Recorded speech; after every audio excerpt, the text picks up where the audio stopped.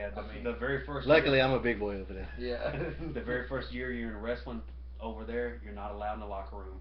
You're given black trunks and black boots, no knee pads, nothing like that. It's a ceremony to get your kick pads over there. Yeah, that's cool, man. Yeah, but I know there's one guy that got to watch Hashimoto balls and he didn't want to shake our hand at the end of the night. No, brother, it's all right. See, and they don't consider that being a gay thing. It's an honor thing, and it's weird. It's an honor to wash your balls. So a lot of times I make Shane wash mine, and he feels like it's an honor. You know what I mean? Because I'm older than he is. That's the only reason. Then you return the favor the very next week. And they hang real low, so it's not even near him.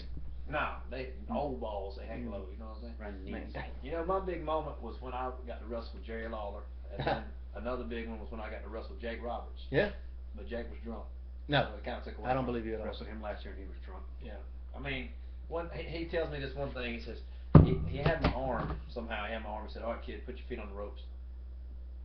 Okay, I backed up on the rope, put him on the top rope, and then he finally grabbed and put my feet on the top ropes. He had me in like a front face lock, and he just pulls me off of the ropes with my feet and drops me. Boom. And then he puts me in the sleeper. All right, he said, "Go on out, kid." I go out. He wakes me up just to give me a short arm clothesline and a DDT.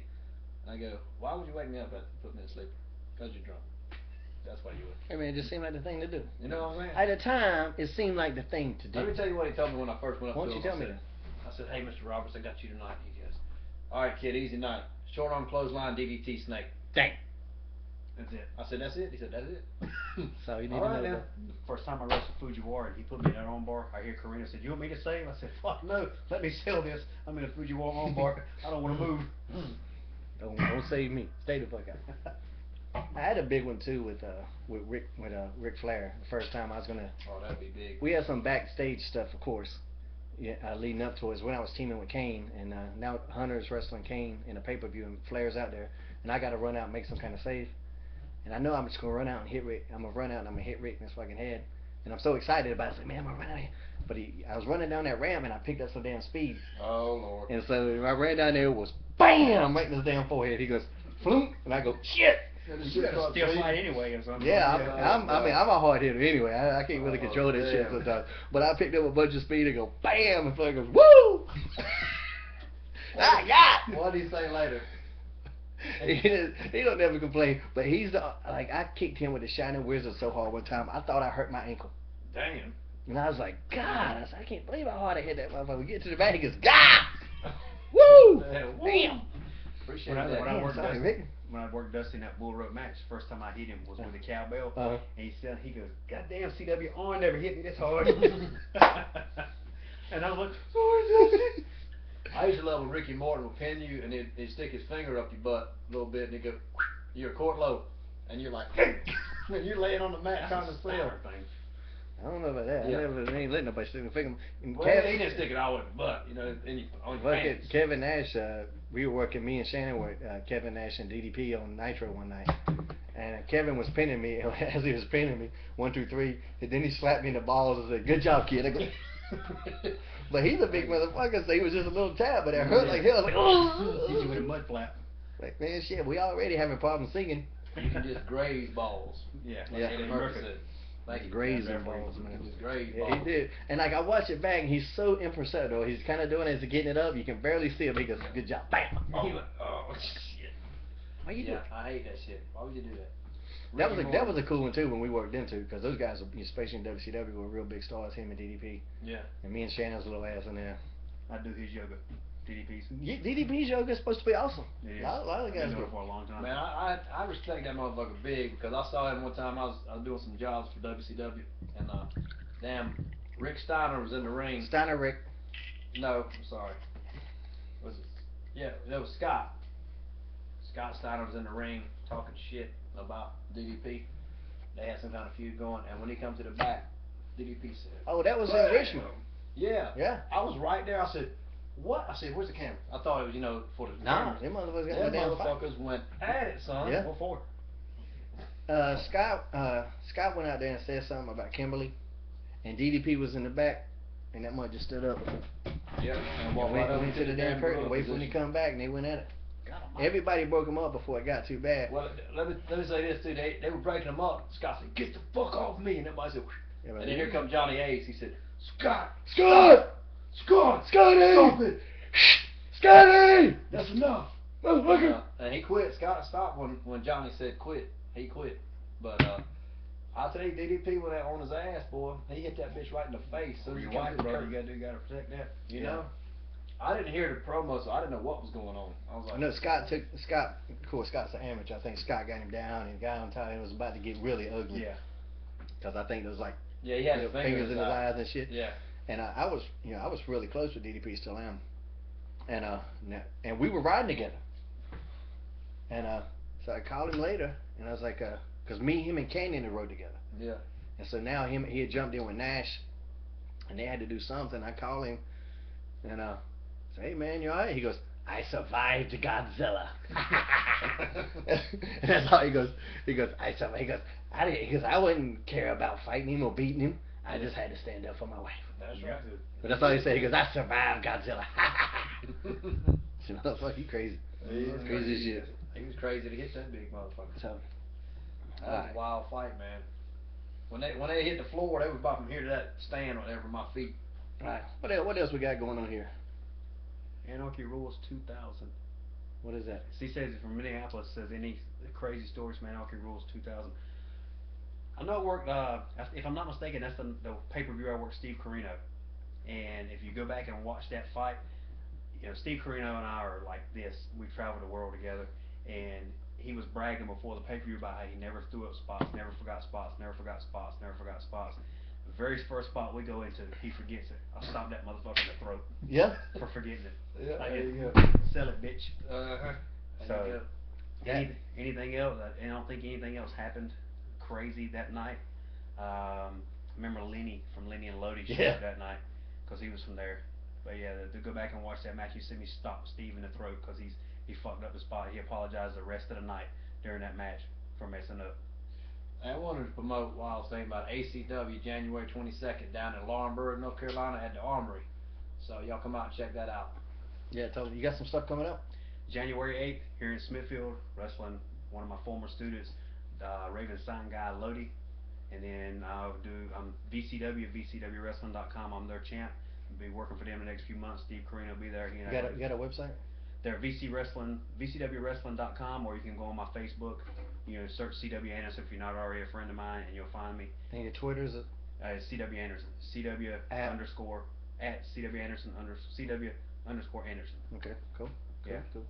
I got my website will be updated with my dates because I got my new contract right here. Oh shit, there we had it. My new TV contract right here. I can't show you that logo. Okay, I'll do it real quick. You see Yeah, that? somebody's gonna put it see in that? slow-mo. You see that? You can't see it. Zoom it in. New TV contract right here.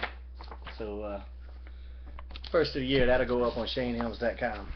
I'll also have a show the 29th. I'm actually gonna work a show. Today's on the 29th.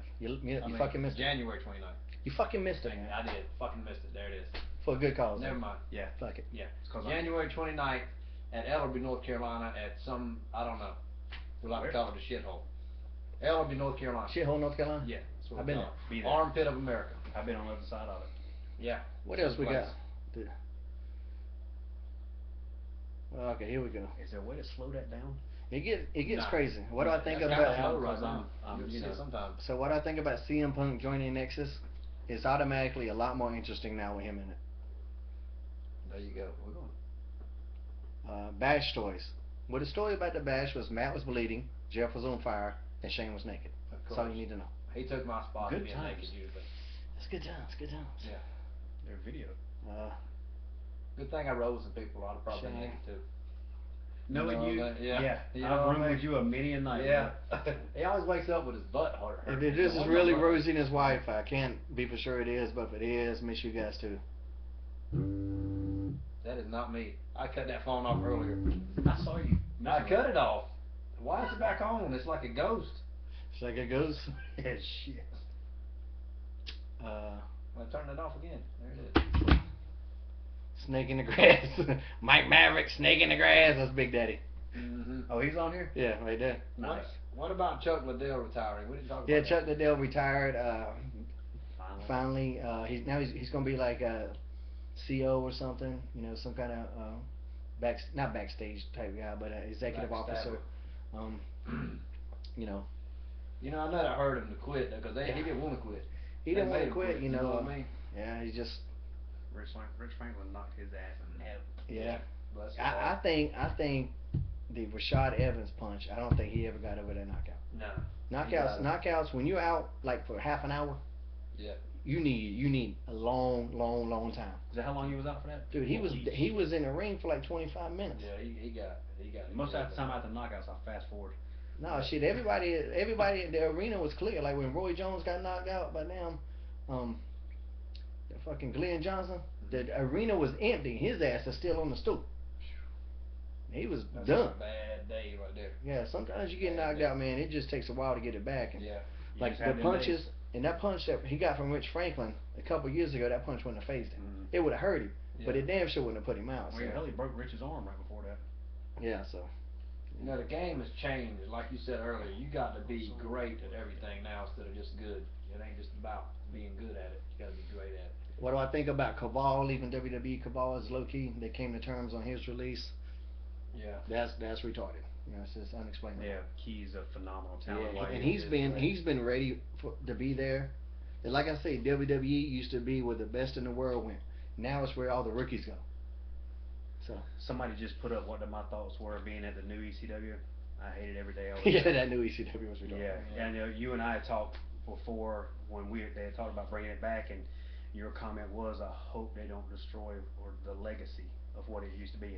And granted, what? They did. Yeah, they did, and I think that might have been what the intention were, because I never really got a shot. I had one match against CM Punk, and you know, I've never been in the greatest shape. I'm not a bodybuilder, never will I be. I've always been a great worker, I think, and I just don't think they give ECW their just dues. ECW was never made for the big buildings of the WWEs and stuff like that. It was made for smaller arenas, for smaller crowds, but it was tarnished.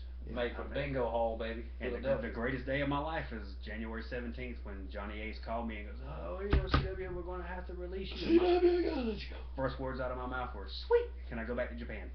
Sweet. I was excited that I was released from that company. Johnny called me one time and told me not to ever come up in WWE again. He was pissed off because I got a viral campaign started, and he said, "Man, I'm getting 500 damn emails a day about you." And I said, he said, "You gave away our email." I said, "Brother, it's public knowledge, your email." He said, "Not my personal email." I said, "Why is that my fault? I'm trying to get a fucking job." "Oh, now you're cursing at a senior vice president of WWE?" I said, "Look, Johnny, I ain't cussing at you. I'm cussing about the situation." You know, they can't take people like you that are honest and blunt to the point. They got time for bullshit. Look, No. See, Vince can't. Vince likes people like that. Yeah. But his minions don't. Well, I asked Johnny, I said, "Have you ever seen me talk on a mic? You ever seen anything?" "No, I give your tapes to other people." "Thanks, man. That's why you don't know." You know, because I had a meeting with Vince one time, because these agents would get on my fucking nerves, and I would tell them to fuck off. You know, like I don't need you to tell me how to work. I've been doing that shit for a long time. I know what to do. I don't need some agent who's never fucking made it telling me what to do. Yeah. For me, there's a huge disconnect there, and I know that sounds arrogant, but don't tell me how to be a fucking character when you never did it. Yeah. They had one of the writers that were writing for ECW come up to me one day when they re-signed everybody and said, "CW, man, I was such a great fan of yours. I used to go to the arena and watch you all the time." Really? And you're a fucking writer. Yeah. Well, I'm not opposed to that, because I got into the business because I was a fan. That actually, I think, helps. You know, I think that helps. Right. I think when you bring these people in that don't know the product, that's worse. Yeah. You know, I think being a fan could actually help. They got an idea of who you are. So I think that helps. But like I was saying, like, you know, Vince was telling me, he goes, "You know, Shane, you got a problem with these agents?" And I go, "I just don't think they know what the fuck they're doing."